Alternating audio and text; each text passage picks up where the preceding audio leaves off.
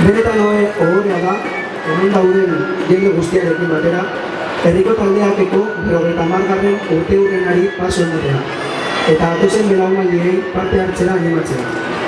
Basauri, altxor itzela dauka, eta hori maitatu eta zaindu behar dugu. Sin más, ya nos voy a dar más la chapa que ya vale.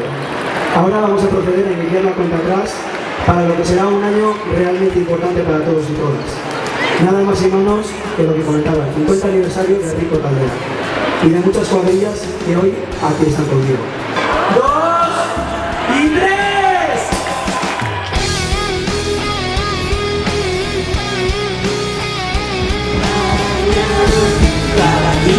Zaudela, diskutatu